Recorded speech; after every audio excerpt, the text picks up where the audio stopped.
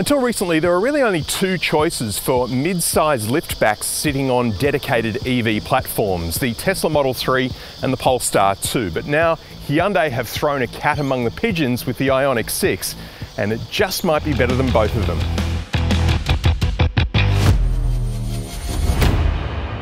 This is Four Wheels in a Seat. I'm Alex Dalrymple, and this is my channel where I review new cars every week. And you don't want to miss one, of course, so please hit the subscribe button down below, the notification bell, and if you enjoy the video, give me a like as well.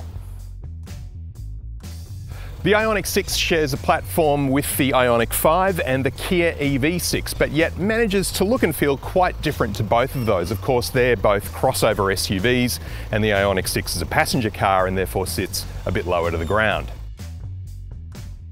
The front of the Ioniq 6 looks pretty straightforward. It looks really good though. I do like the clamshell bonnet here, and we've got some fairly straightforward LED headlights with some pixelated driving lights. And in fact, just like the Ioniq 5, pixels are a recurring theme throughout this car's design. Although I'm wondering if this car was designed before Hyundai's latest design language of sensuous sportiness was in effect, because if there was ever a car that deserves a full width LED, just like the Staria and the Sonata and the Kona, it's this one. But it's still quite an attractive design. We've got air vents down below that open automatically when the car is started.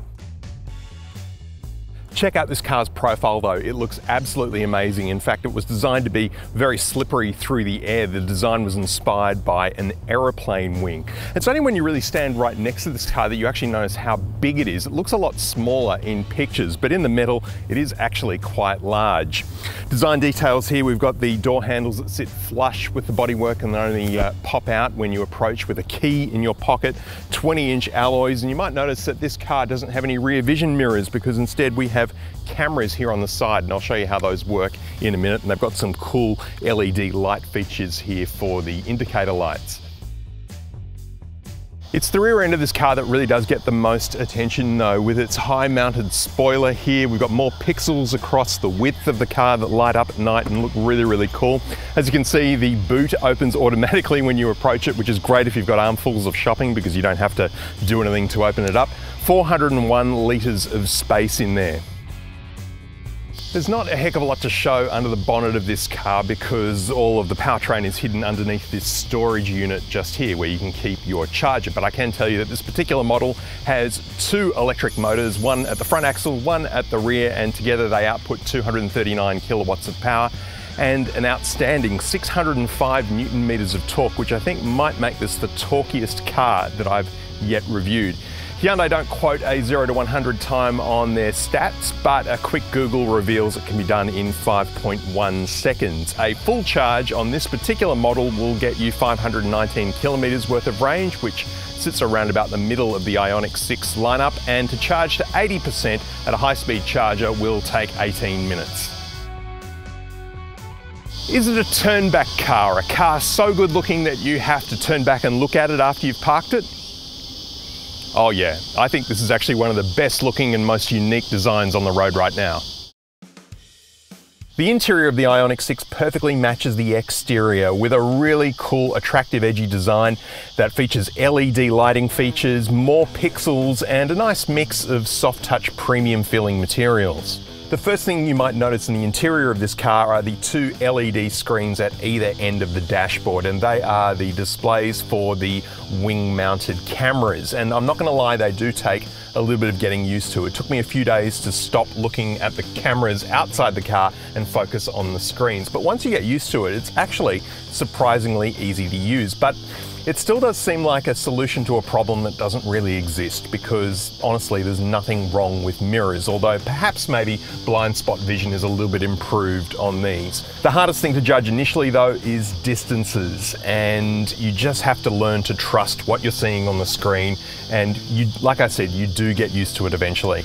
The rest of the interior tech in this car is largely the same as the Ioniq 5. So we've got dual 12-inch LED screens in front of the driver. The center console screen runs now the slightly outdated Hyundai software because there is a newer version available that we saw in the Sonata a couple of weeks ago, but this system works just fine. There's a lot of customization available. You can have it in dark or light colored displays. There's loads of information on here about the state of the battery, and the nav system is constantly directing you towards the nearest charging location should you need it.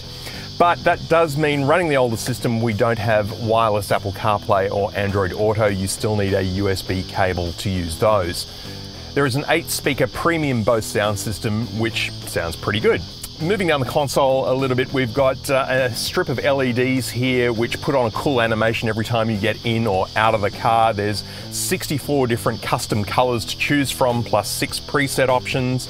You can fiddle with those all day if you like. A row of shortcut buttons underneath that, pretty self-explanatory. The climate controls are just beneath that in a separate panel. And you can run pretty much everything just off this little screen here as far as climate control goes. The only thing that you have to go to the center screen for is the seat heating and ventilation controls. Wireless phone charging underneath that with some more lit up pixels here so you know when your phone is charging correctly. A USB-A port there, a couple of cup holders. The window controls have all been moved into the center here because there's no drivetrain controls here. Instead, we have a gear shifter over here on the steering column, which is pretty much what Hyundai are now doing in all of their EVs, as well as the Hyundai Sonata, which is not an EV. Underneath the armrest here, we've got a smallish center console bin and 2 more USB-C ports. Head-up display on the windshield in front of the driver, pretty self-explanatory. The digital instrument cluster, same as the Ioniq 5. I really like the graphics they use in this system just because it is so different. They really sat down and had a bit of a think about how they could make this system work in a slightly more interesting sort of way, and they've done a great job. The steering wheel, leather wrapped with stitching, has a really nice feel with a flat bottom. We've got the 4 squares here, which is Morse code for the letter H, and these light up. They have LEDs inside them and change color as you drive around. The seats are leather accented and they're heated and ventilated, as I mentioned before, very comfortable with a lot of electric adjustment. And there is also a full recline mode should you want to lie back while your car is charging. And just like the Hyundai Sonata I reviewed a couple of weeks ago, I do have a bit of an issue with headroom here in that there's not really a lot of space. My hair is constantly touching this little bit of the roof here.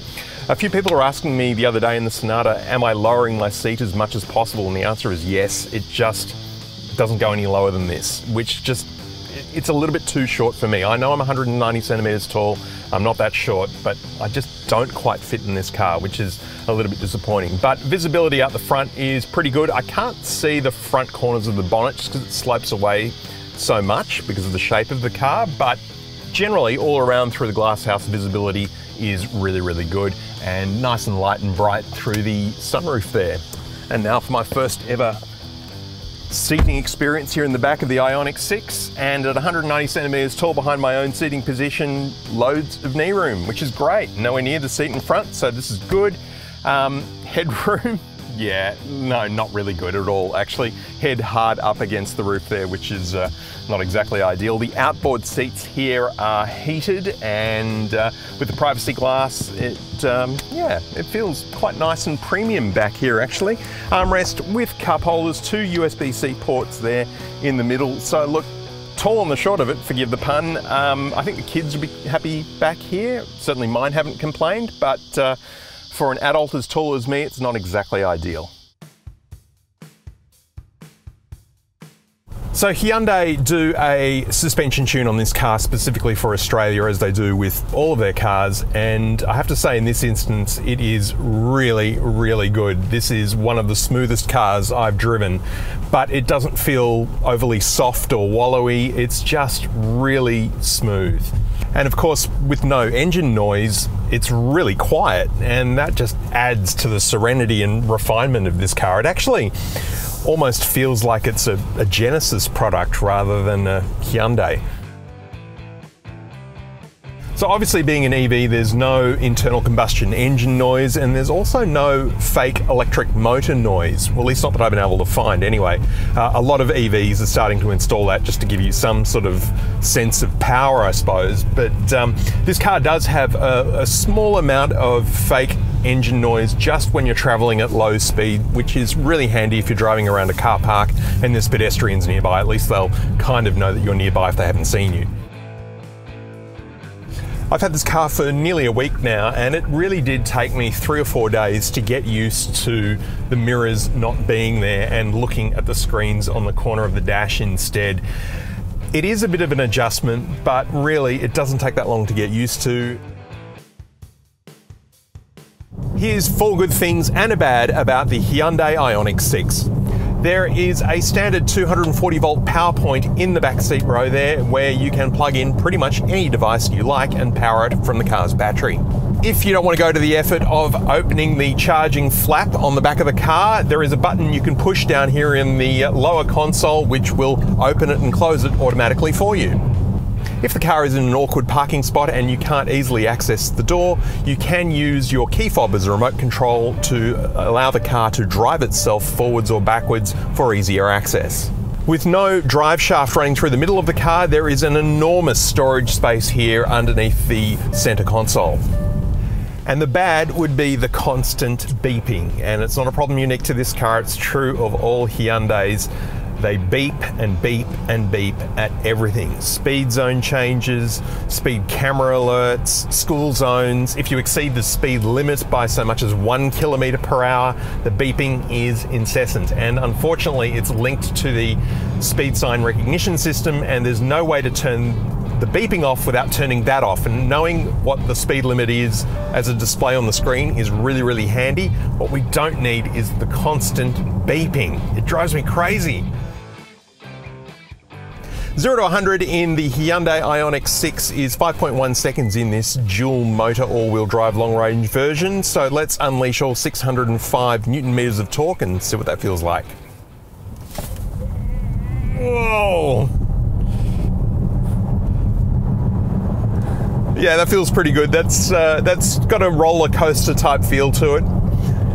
It's really quite strong at the start, but then kind of does taper off a little bit as you get closer to 100, but that's not disappointing at all. There are 3 drive modes: Sport, Normal and Eco. They all do pretty much what they say on the label. Acceleration with Sport is noticeably faster than Normal, and Eco just kind of dulls everything down a bit, so unless you're low on battery, I'd steer clear of it. Like pretty much all EVs, this car has one pedal driving, which means you can pretty much get around town without needing to use the brake pedal. If you're careful about when you come off the accelerator, the car will come to a full stop in a reasonably short amount of time. You can adjust how sensitive that system is, of course. And the other bonus, apart from not running out of brake pads as fast, means that you can use some of that energy that the car collects and put that back into the battery and extend your car's range. In addition to having the screens in the corner of the dash acting as rear vision mirrors, we also have the blind spot camera view appearing here on the instrument cluster whenever you turn the indicator on. And it seems a little bit redundant because the view from those isn't as good as what you get from the rear vision wing cameras, if that makes sense. So there's a little bit of doubling up there. It's funny, after you've been driving an EV for a week, it doesn't matter what internal combustion car you get into afterwards, they do feel a little bit old-fashioned by comparison.